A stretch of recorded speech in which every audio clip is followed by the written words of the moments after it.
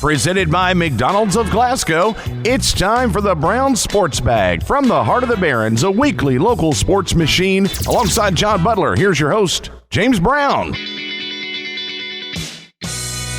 Well, for at least some part of today, I won't be alongside John Butler, but I am James Brown. John is hoping he can get here before the show is done. He had some things he had to take care of, kind of came up last minute, so...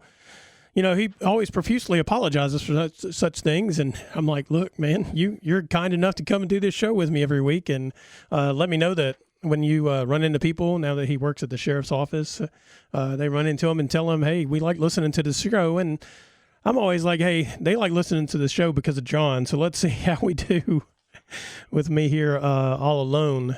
And you know what?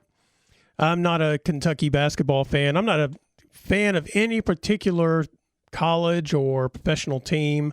I have some preferences. My wife's family all went to Mississippi State, so, I kind of root for Mississippi State whenever they're doing well. Even when it's a brawl with Georgia, I'm guessing I'm rooting for Mississippi State. That'd be a baseball game from this past weekend for you folks who have missed it. And I think 11 players got ejected, but that's not what this show's about. I do, root for Southern Miss when they do well because that's where I went to college. I root for WKU. I'd like for them to do well because we broadcast their games and that kind of thing. So, I hope they do well. And in the final segment, I'm going to talk about WKU baseball, which is not something I expected to be doing. So, that should tell you something about what's going on there. Good, not bad, good. And that brings me to the Kentucky men's basketball coaching job. I suppose John Calipari's taking this Arkansas job. There's been a lot of reporting that, and it may be official now. I don't know. I was busy doing other things before I actually got in here, so I didn't get a chance to check to see if they've officially signed his letter of intent to transfer to Arkansas from Kentucky. But, apparently that's what he's doing. And I suppose that shouldn't be a surprise. I honestly, I guess I thought, and maybe this, I didn't think this, but maybe the folks who are Kentucky fans and Kentucky followers thought to themselves, well, if they didn't get rid of him, meaning the University of Kentucky getting rid of John Calipari at the end of the NCAA tournament and the lackluster showing there and in the SEC tournament this year, then he was going to be here for another year because nobody's going to pony up the $33 million to buy him out and get him out of Lexington. But that's not the way it worked, apparently. I mean, apparently the way it worked was John Calipari was like, you know what, I've had enough here. I've done everything I want to do. And, it's one of those things where it's been said before that if someone stays somewhere, more than 10 years and in a leadership position, as a CEO of a company, the coach of a team, things of that nature, then you start in that role of one of two things happening. One is you have so many people around you, maybe they're sycophants, maybe they're just like having a job, who tell you, hey, you're great and all that jazz, that you don't get enough pushback from those who tell you that you're not doing as well as they think you should. And so maybe that's one thing that happens after 10 years at one place, being in a leadership position. Maybe another thing that happens is that you kind of lose your fastball, as they like to say. You're no longer able to clip the corners with that fastball and make the batter swing at bad pitches or, get the strikes, put them in question. You're not able to do that anymore. I guess as a men's basketball coach, maybe you're not as sharp a recruiter as you once were. And maybe you're still just a sharper recruiter. I would say no one's knocking Calipari's ability to recruit. I think, the biggest thing is people were looking at him and saying, hey, the men's college basketball game has changed since you took over 15 years ago. And the one and done was the thing. And you wanted to bring in these guys. You knew they were going to be there for a year because their next stop was professional basketball, more than likely in the NBA. And if you look at the number of players who have come through Kentucky and gone on to the NBA, then the answer was the NBA. And so maybe that was the deal. And so you could win. You had a chance to win a national title every year because you just were bringing in the most talented players.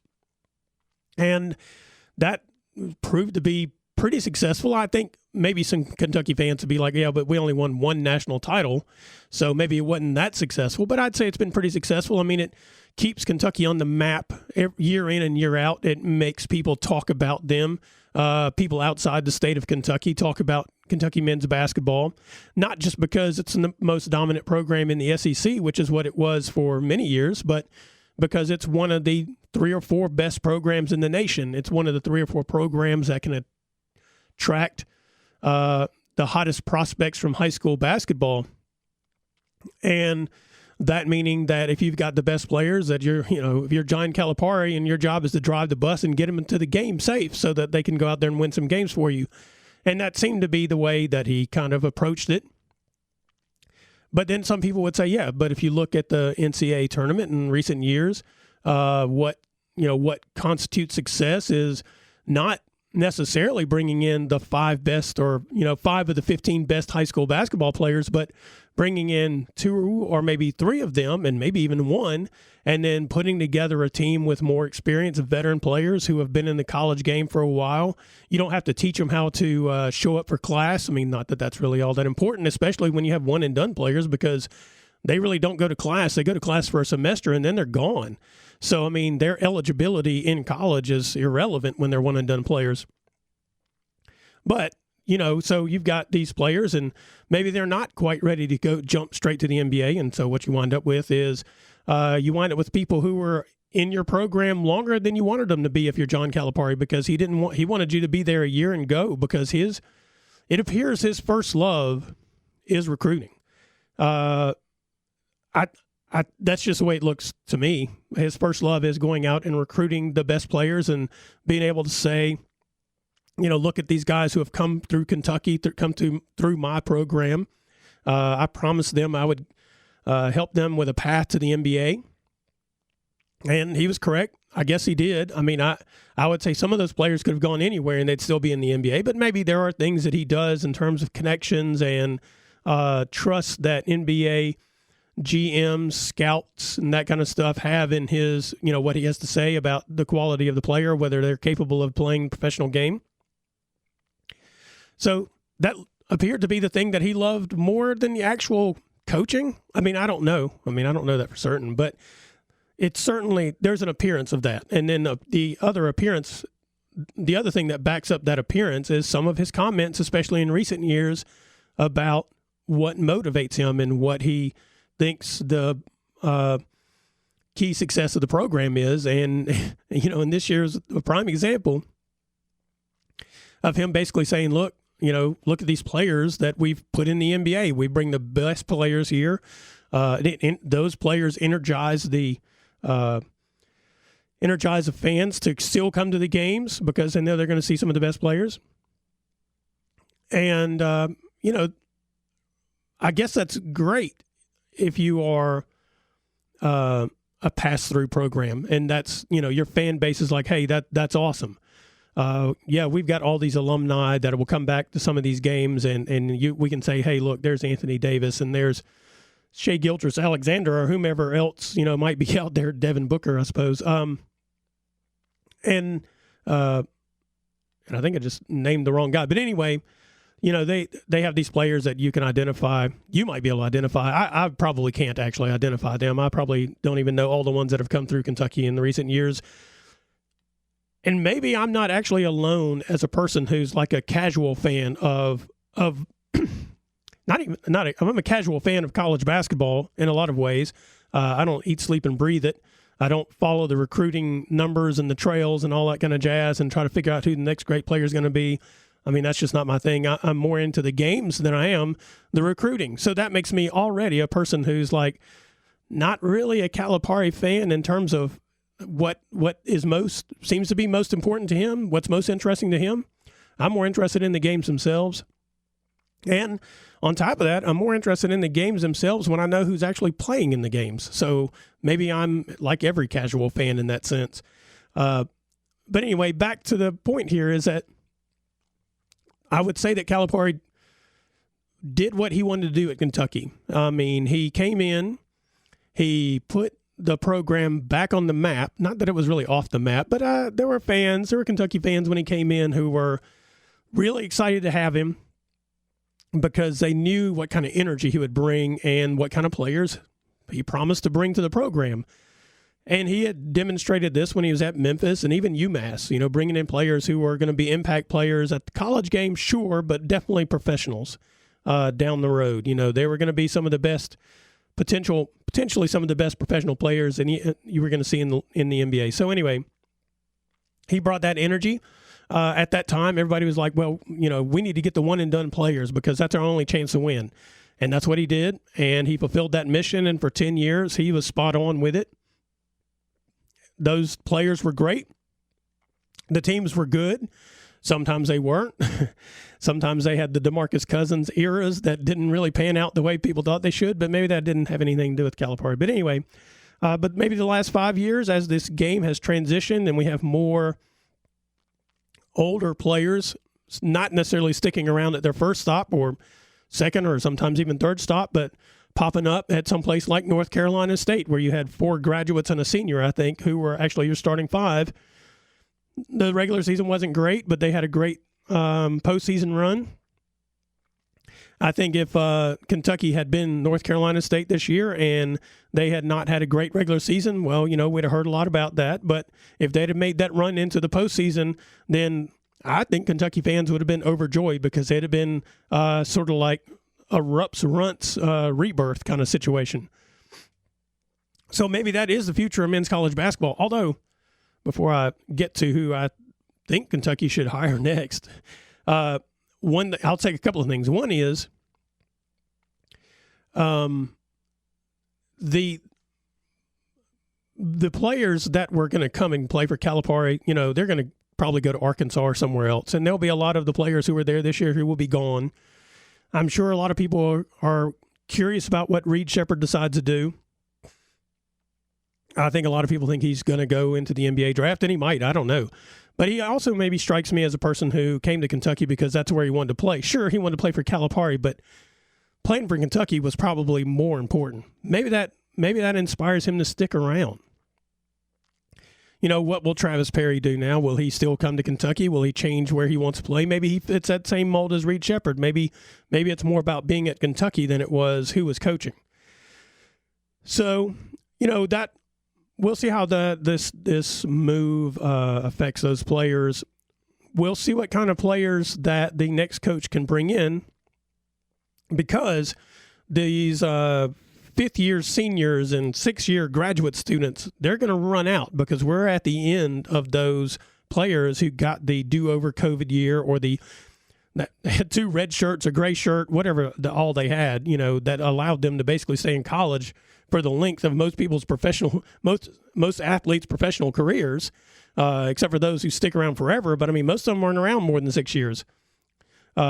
Most of them, a lot of them, if you look, aren't around for 5 years or 4 years at professional ranks. So we've had people who've basically had a whole professional career playing men's college basketball at this point. They will be done real shortly. This will be the last year or next year will be the last year. And so we might see a return to a lot of these younger players sticking around or I'm sure they'll still transfer and that kind of thing. There'll be a lot more opportunity for people who are between the ages of 17 and 19 than there are right now, where you have players 22 to 25 who are filling out a lot of these men's basketball rosters because they've been in college forever.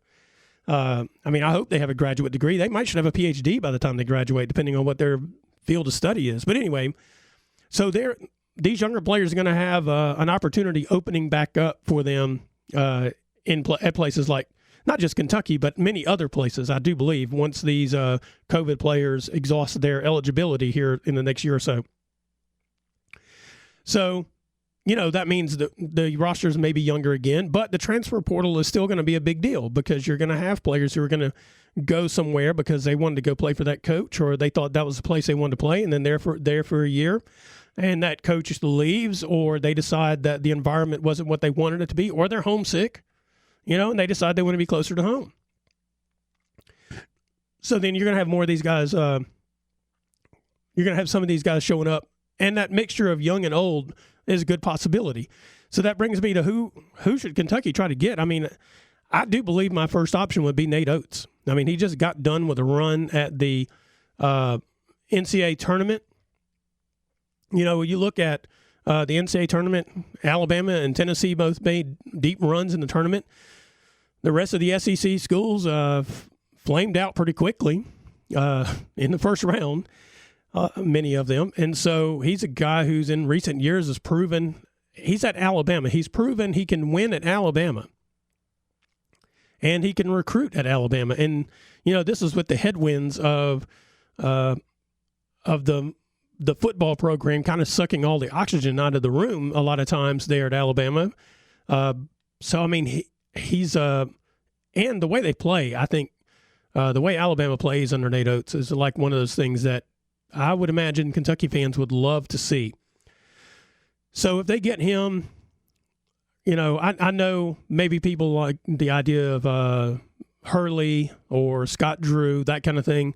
I mean, if Hurley wins his second consecutive national title tonight at UConn, there's no reason for him to leave. I mean, I'm sure Kentucky boosters and all could come up with more incentive to bring him to Kentucky. But UConn is apparently not a bad job. I mean, it's had success through the years through various coaches and continues to do so. So obviously it must be a pretty good place to coach, and the incentives are there to build a solid program. So I think that'd be kind of hard. I don't know about Scott Drew. You know, leaving Baylor and coming to Kentucky would be a completely different world.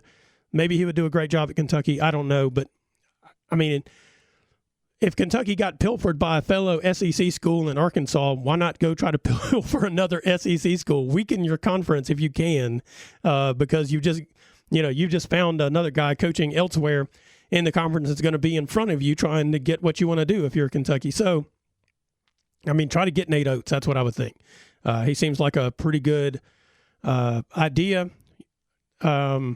I do wonder if some of these coaches will look around and say, man, I don't know if I like the magnifying glass that I'm under while coaching at Kentucky. You know, it's a different animal. It's like being the football coach at Alabama, because, you know, there's a lot of scrutiny, a lot of focus that comes in. A lot of people, I mean, they build their lives around Kentucky basketball. I mean, that's what they do. So anyway, I think he'd be a great hire.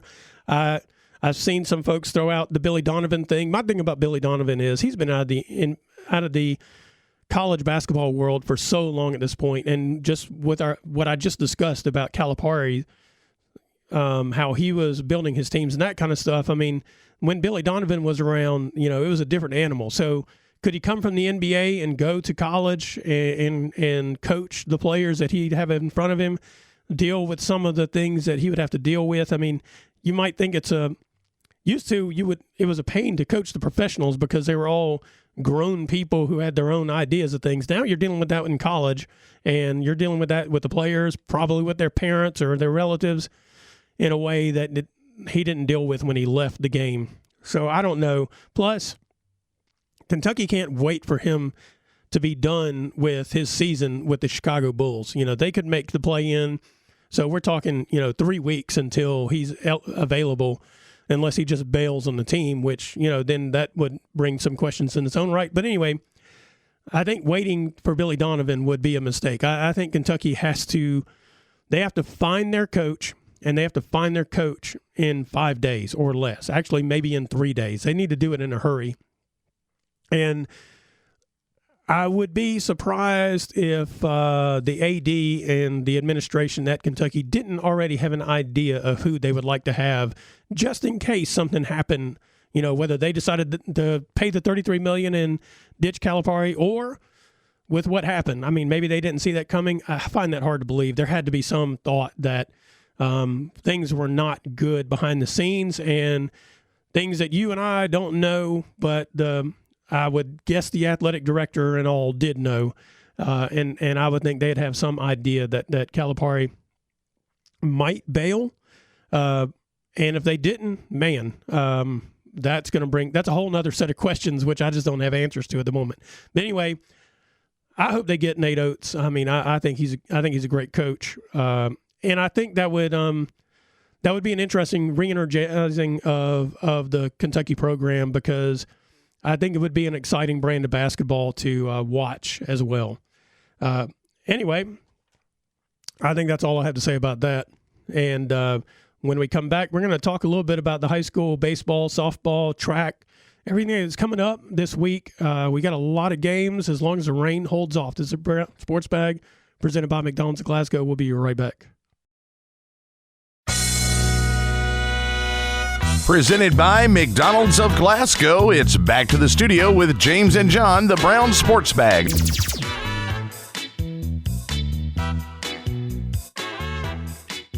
All right, we're back here on the Brown Sports Bag. We being me, I'm James Brown. Hopefully John Butler can make it over here, like I said, in the first segment. For those who may have missed it, he had some things going on this afternoon that kind of came up last minute. So anyway, we have a potentially busy week of spring sports. Everybody's back from spring break. Both Barron County teams went down to Florida. Glasgow baseball played some games over at Bowling Green and then at Central Hardin on Saturday. Glasgow softball has not played in 10 days or so, so a lot of them are trying to get in as many games as possible probably this week. Now, I don't think the weather's supposed to be great Tuesday, Wednesday, maybe even Thursday, so that might have an effect on the schedule. But, hopefully they get their games in, and we will see how that goes. Today, as a matter of fact, everybody's playing at home. I will try to get to all 4 of these games today, and I'll tell you which ones we got going on, but we'll start with this one because we'll be broadcasting this game right here on 104.7 The Score with Jay Turner on the call. It's a Barron County baseball against Bowling Green at the game's at 5:30, the pregame's at 5:15, so be sure you stick around for the 15 minutes after this show is done to check that out. And I think this will be our second broadcast of the season. Now, we were supposed to have a couple of others, but weather and some schedule changes, I think, derailed those. So I think we have 4 broadcasts planned for this week. We have maybe the other 3 are all softball games, but maybe they're over the next week, however it works out, including the one tomorrow. Barron County hosts Glasgow at 5 o'clock in softball. It'll be the second meeting of these teams. They played the Wednesday before spring break. Barron won that game 8-2, so that game will be at 5 o'clock tomorrow, and the pregame will be at 4:45. You can check out our Facebook page. We'll have the links on there where you can go and watch the games that we'll be running the live stream video of as well. And so those will be on there, and then we'll have like the broadcast stuff that we have coming up. You can check out Jay Turner's Facebook. He usually posts that as well. So we'll try to keep you informed on what all we're broadcasting this week as we go along. Also today, Glasgow is hosting South Warren in baseball. That's at 5:30. Should be an interesting game. Glasgow is playing their first game, like I said, in I think like 10 days in softball. They'll be hosting Grayson County. That game will start at 6 o'clock, and then Barron County softball is hosting Butler County today. That game's also at 6 o'clock. I think maybe it went out there that it was 5:30, but that game's at 6 o'clock. So both softball games are at 6. Both baseball games are at 5:30. One of the things about the baseball, Barron County is 6-8. Now they had a 4-game win streak. Won 3 games before they went to Florida, including they beat Central Hardin and South Warren during that run, and then they went down to Florida and won against Bell County, something like that. Florida, I don't remember who it was. Anyway, they won that game. I think it was 7-1. And then they lost 2 other games. They ended up playing Woodford County, and they lost that one 8-7. And then Our Lady of Good Nature, I don't remember the name of the school. I think it was from Ohio. And they ended up losing that game. I think it was 7-1. So they had a good win streak there going. Took a couple of losses in Florida. I think their schedule got shifted around a little bit versus what was originally on their schedule for their trip to Florida. I don't know if it's the weather down there or exactly what was changed that up, because originally I don't think they were listed as playing any schools from Kentucky. So it was a little surprising seeing that Woodford County game. And then Barron County's softball team also went down to Florida and they beat Grant County. Now they took one on the chin from, I think it was Fort Walton Beach, which is where they were playing. Beat them, I think, 19-9. They played Ballard, which is ranked number 1. You can find the rankings each week on 104thescore.com. We publish those there. Didn't have enough coaches vote in this last one, so hopefully we can get them drummed up and we'll have a better sample from around the state. I think, the coaches who did vote, very often in that situation, they are coaches of teams that are, pretty good. So they have an incentive to vote in the poll. They're not supposed to vote for their own team. But anyway, hopefully we can get more voting in that, and we'll have a better sample of from around the state of the top 25 than we had this week. Maybe spring break played a part in that. I don't know. But anyway, Ballard is number 1 in that ranking. They're defending state champions, I believe. No, I'm taking it back. Ballard's not number 1. I think South Warren is still number 1. Ballard may be number 2 or 3. But anyway, they're defending state champions. They beat Barron 8-0. And then, I think Barron lost to Johnson Central. I think the final score of that game was like 16-11. It was a wild game runs wise, and then they finished up, like I said, they beat Grant County 3-2, and they finished up with a loss to Eastern. I think that was 5-3. So kind of a rough trip. I mean, it was a good competition. So, Coach Murphy, Daryl Murphy, he upped the competitiveness of the schedule this year in preparation for, hopefully having a solid team. They entered the season as one of the, 4th region winner hopefuls.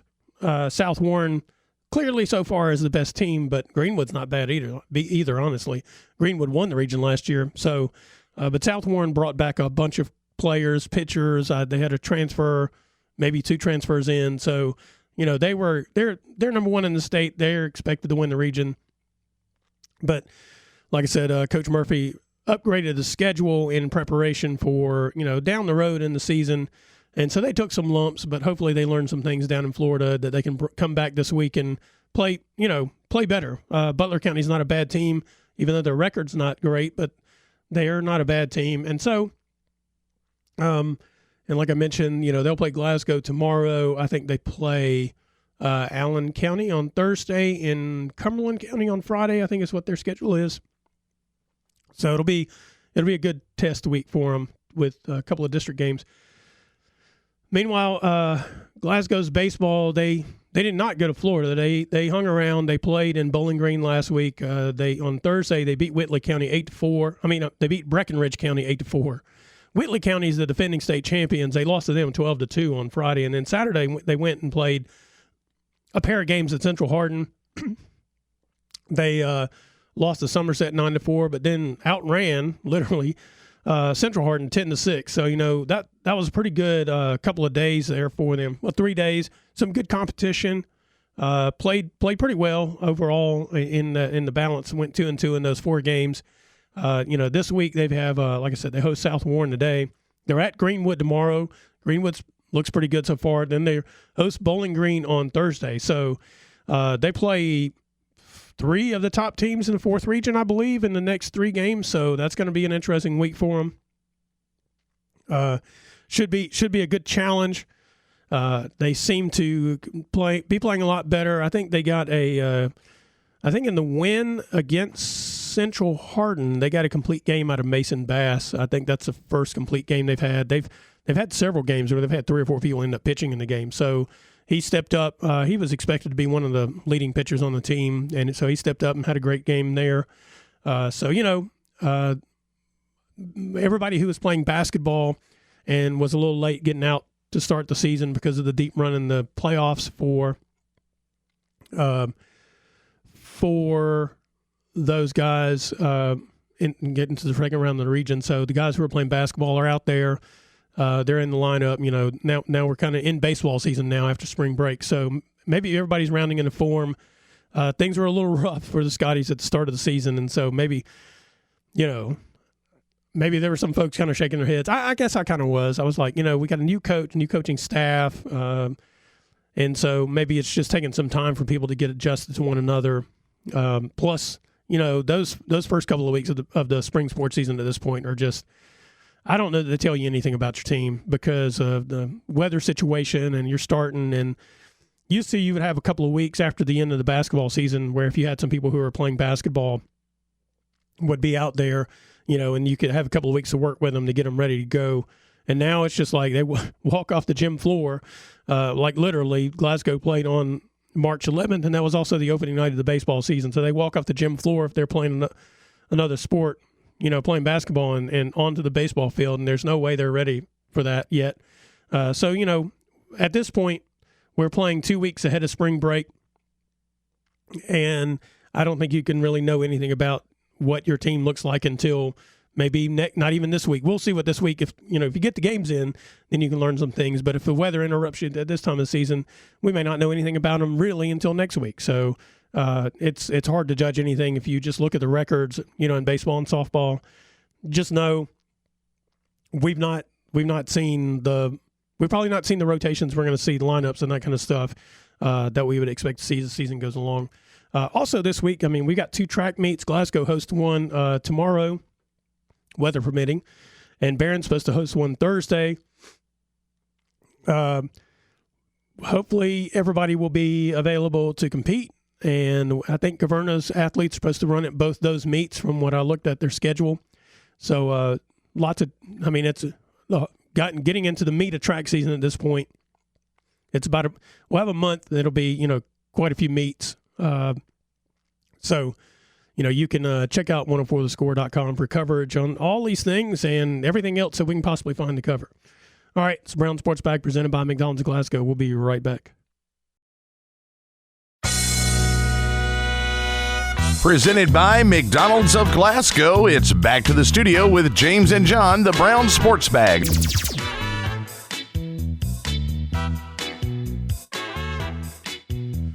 All right, folks. Let's review my bracket real quick before we talk about the men's national championship game that's going to be played tonight. Let's see how good I did here. Well, I have UConn winning the whole thing, so hey, I'm still on track with that. I had them beating Houston, though, in the championship game, and guess what? That didn't happen. Now, I still think Houston had a really good chance of getting to the championship game if Shed had not gotten hurt in the game against North Carolina State. Yes. So this is how this bracket is to this point. I couldn't even remember where North Carolina State was in this thing. They were in the same region as Houston. So anyway, and maybe that wasn't even them. Maybe that was Texas A&M that beat Houston. See, this is how bad this is. So this is how far off I was from the get-go. Because I had Kentucky and Marquette and Duke and Houston playing in that region semifinal. What region is that? The South region semifinal. Duke was correct. Oh, it was Duke that beat Houston. See, Houston wouldn't have lost to Duke. I think Houston would have made it to the national title game. I still believe they could have gotten there. Now, Purdue has turned out to play much better in this tournament than I expected them to. I did not really think Zach Edey was – I guess, am buying into that idea that a big man in basketball these days is like a dinosaur. And they are at the professional level, but I did not really account for the fact that the guard play for Purdue is much better. They had 2 freshmen last year, and including Smith, who was good last year, but he was a freshman, and that stuff showed up for them in tournament time. So the guards have played well. I think they got a transfer that has also helped out, and Zach Edey has just been. He's been pretty fantastic. He's been a dominant force in this tournament.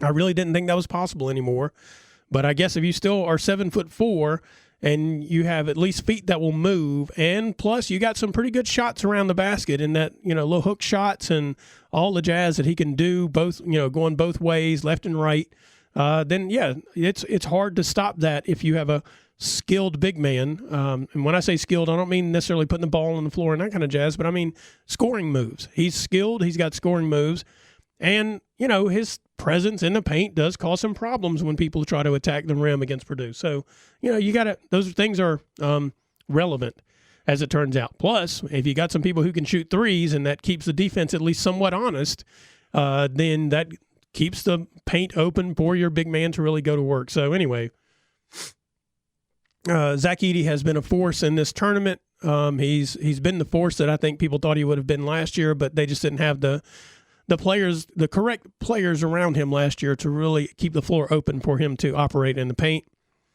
We were looking forward to that matchup with Edie and DJ Burns from North Carolina State. And, hey, Burns is a lot of fun to watch. That guy can make some great passes. He's got little jump shots. He had some skills necessary, but in the end,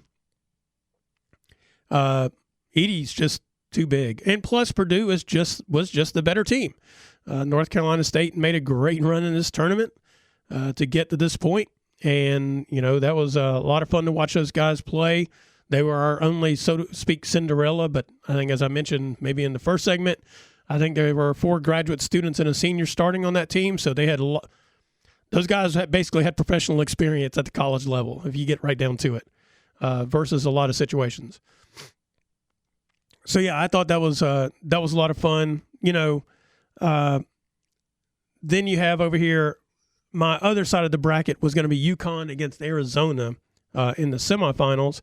And it was not Arizona, it was Alabama. And my thing about Alabama was I actually had them getting to that West Regional Final against Arizona because I liked the way they played. They could really score. They got up and down the floor. And I think in the in the SEC tournament, they played pretty good defense then. Now, they weren't necessarily a great defensive team during the course of the year. So, I thought they would get by North Carolina and that kind of thing, and I thought they could make that run. I just didn't think they were going to get by Arizona. Then when I saw Arizona play, I was like, well, I'm not sure why Arizona was a 2 seed, to be honest with you. I'm guessing during the regular season that, they were 2 seed quality, but when I watched them actually play, they were not a 2 seed team. And that's something, I think it's hard to figure out who should be seeded what in this bracket a lot of times at this point because it's hard to judge some of the regular seasons, what they really boil down to. Unless you're talking about UConn. UConn has been good during the regular season. They've been equally dominant this year in this national tournament as they were last year when they weren't. I think they were a 6 seed last year.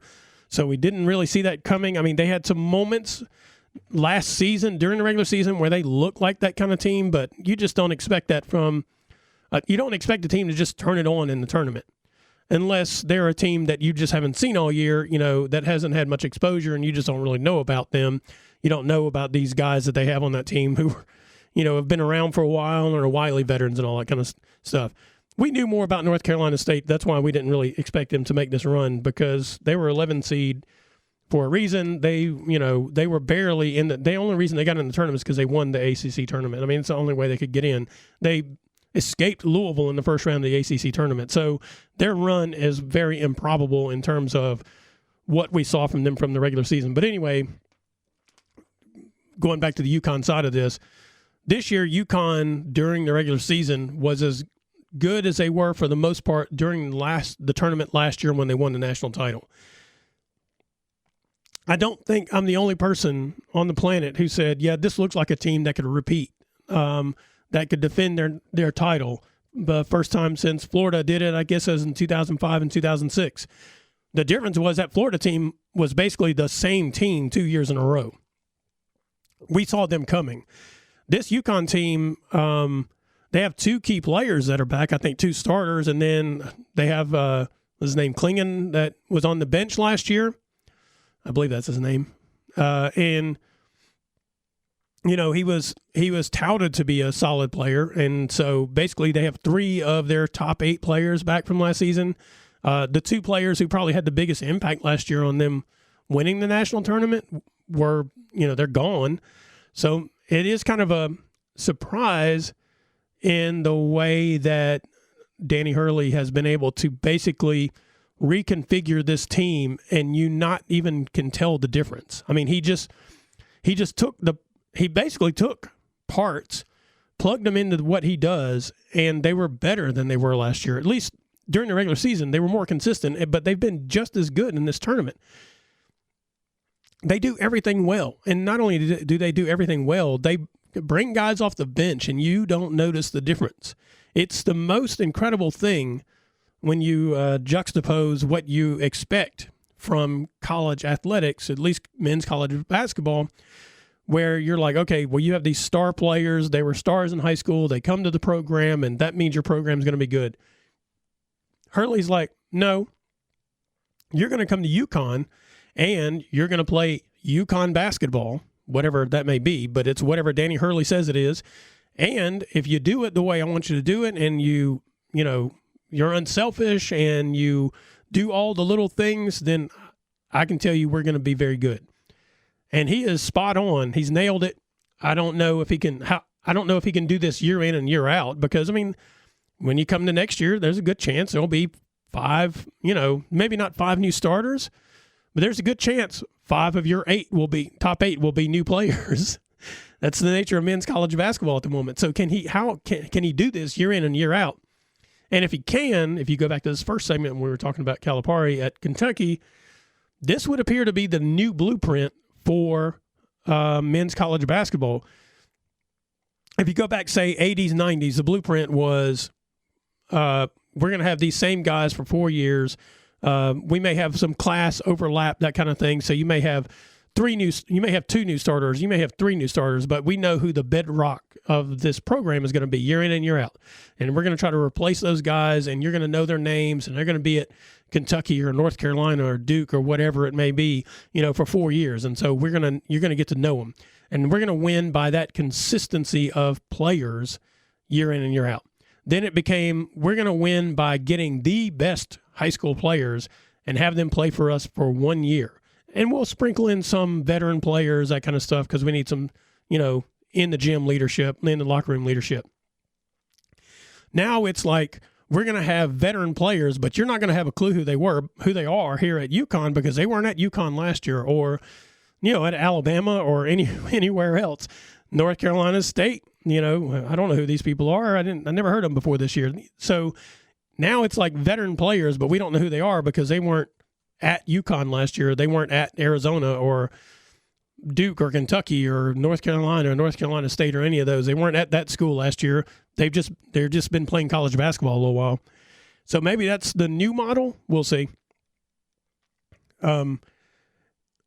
So, I do think it's fascinating, but also the way Danny Hurley seems to approach this makes me think of Dawn Staley at South Carolina, which just won the women's national title, beat Iowa 87-75 on Sunday. And, South Carolina they had a bunch of new players. Now they had, Camila Cardoso, who is like the bedrock of the team. She was there last year. She was just a backup to Aaliyah Boston. But, she's new as a focal point of the team. But they had the 2 freshmen who played exceptionally well. They had Pau, who knew that South Carolina was a place for her, so she transferred there, and she made a huge difference. Her shooting ability is, Tessa Johnson's shooting ability as well is also important, but Pau basically looking at South Carolina and saying the reason they lost to Iowa was they needed me. And then she shows up there, and guess what? They did need her. And then that she mixes with those freshmen and, the returning players very well. And then you have Raven Johnson out there, who's just like a defensive monster. But in the end, what it is Dawn Staley, from the post-game reporting and whatnot, you learn part of Dawn Staley's recruiting pitch is you're going to come here and you may not be a star. You may not have, you may have averaged 20 points a game where you were before, or you may have, scored 30 points a game in high school, or you may be whatever. You may be the star, but you're going to come here. You're going to be a part of this, what we do. And if you buy into that and do the things we ask you to do, what you have the chance here is win a national championship and go undefeated. You have a chance to play on some of the greatest women's college basketball teams that have existed when you just look at the all-around capability of the team itself, the way that they mix together. And so that's what makes me think about the Danny Hurley situation at UConn, is that juxtaposition there. You have these 2 coaches who are saying, yes, I know you are great, but to be part of a great team, then that means you're going to have to subjugate yourself somewhat to the team. and you're going to have to do those things we ask you to do. If you look at Raven Johnson, they basically asked her to defend Caitlin Clark. They weren't worried about her scoring. Her job was to cause Caitlin Clark problems, and she did that. Maybe the biggest play of the actual game is the steal before halftime and the layup, that because the momentum shifted to some degree at that point. It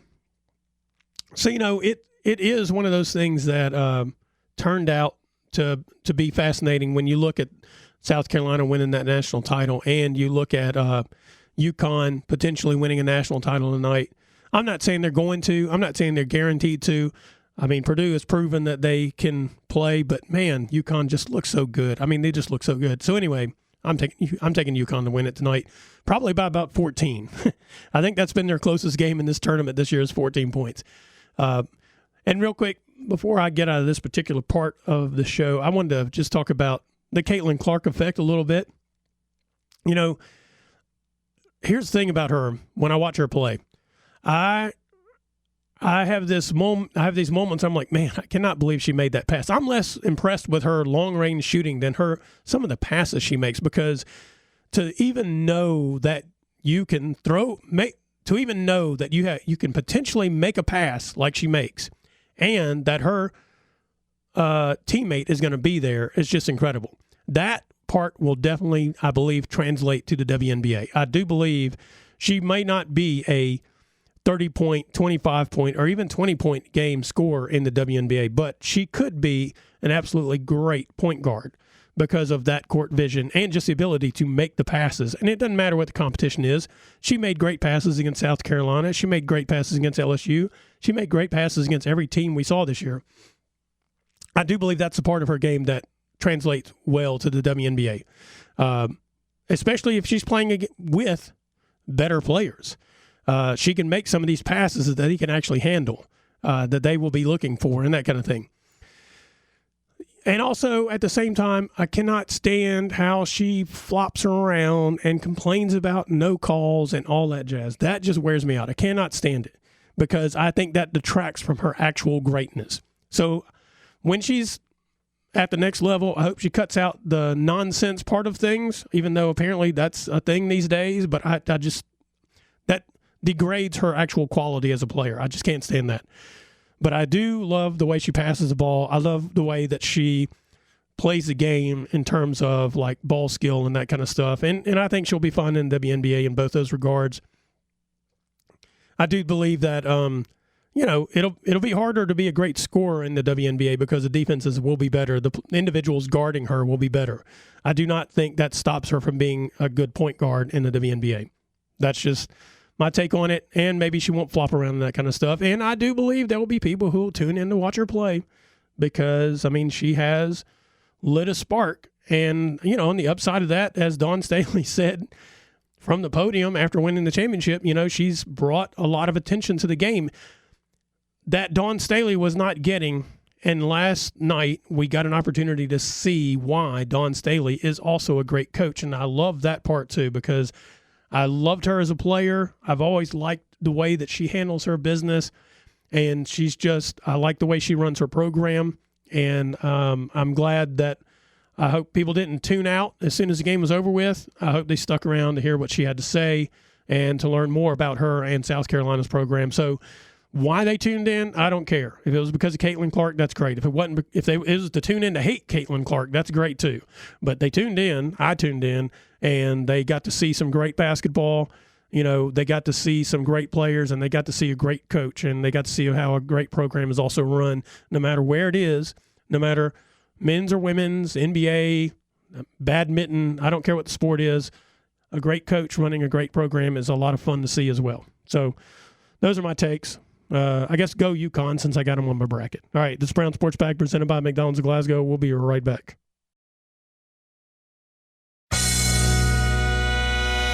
Presented by McDonald's of Glasgow, it's back to the studio with James and John, the Brown Sports Bag.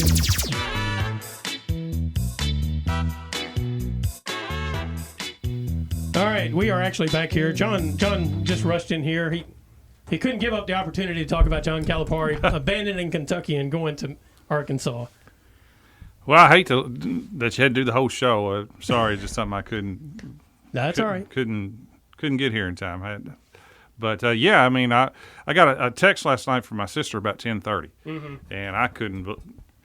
I mean, I was shocked to say the least. But it's Tubby Smith. Tubby Smith left Kentucky before they were going to fire him to go to Minnesota. Yeah, he was under heat too. I think Calipari basically realized that the tide had completely turned against him. And really the only reason why they kept him was the $33 million buyout. Yeah. And so I think he saw that opportunity to kind of get out before it got worse and went to Arkansas. You know, you mentioned the thing about Tubby Smith, and I'd forgotten that he actually left before they got rid of him, but he was under the same kind of heat. You know, he wasn't doing enough for him. And then the other thing that I thought about was the press conference with Mitch Barnhart last week, and I thought to myself, you know, I kind of wonder if they didn't have the discussion of we're not going to buy you out, but if you decide to leave, that's fine. I think it's definitely understood. Yeah, I do too. I mean, because I've heard some people say that they felt like he betrayed Barnhart, but I'm like, no. If the AD didn't have a clue, then we got a different problem. Yeah, I don't know if it's betray is the right word. It's probably a win-win. I mean, Arkansas is going to get a better coach, and probably it was time for him to leave at Kentucky. I said in the opening segment, I hope they get Nate Oates. What do you think about the potential of that? Nate Oates would be a good choice. Yeah. I mean, it's going to cost some money, but $20 million as opposed to $33 million to buy a cow. Right. So, I mean, I think the first one you look at is Hurley. Yeah. A UConn coach. I just can't. I mean, maybe I said look at. I said that's the first one to look for, and then you work your way. But I think by the end of the week they'll have a coach. I do too, and I think it's important that they get a coach quickly because they've got to close the door on the transfer portal as much as possible and get it open as well. That's correct. And the thing about Danny Hurley is he's proven he can win at UConn, and I don't know. I get why you would leave UConn to come to Kentucky, but UConn is not as bad a job as people might think it is. It's a great job, but it's $4 million, and he's going to get a pay raise anyway. But, you know, he's leaving UConn in great shape. Yeah. So, I mean, you know, I'm curious to see how it works out. There have been other names thrown around that I don't think just work as well. If he wins tonight, so that'd be 2 if he wins. I think they'll win tonight. I do too. I picked them to win by 14. What do you got? They have not been under double digits in 2 years. Yeah, right. So 10 or better is in a good guess. In the tournament, they've not been under double digits. Yeah. So, but I do think Danny Hurley would be like the one that Kentucky fans would be like, yes, we got the best guy available right now. But I do think Nate Oates would be great in a couple of ways. One is you steal from another SEC school, and then because that's going to be in front of you, plus you're going to be facing Cal at some point in time. So it'd be kind of like stealing from, you know, your enemy, so to speak, to bolster your program. And he's done really well at Alabama, which is not easy there. Well, that's who I wanted at Louisville. Yeah.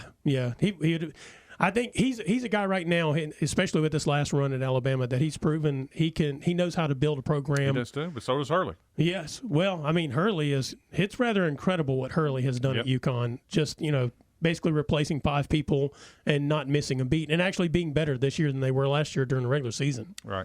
So, you know, it'll be interesting. And I wonder if there's not some heat that some people may say no to that Kentucky job.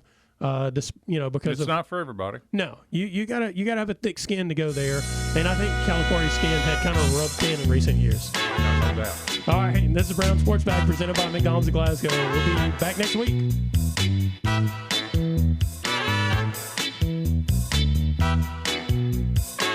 Thanks for listening, and be sure and join James and John once again next Monday at 4 for the Brown Sports Bag, a local weekly sports machine presented by McDonald's of Glasgow.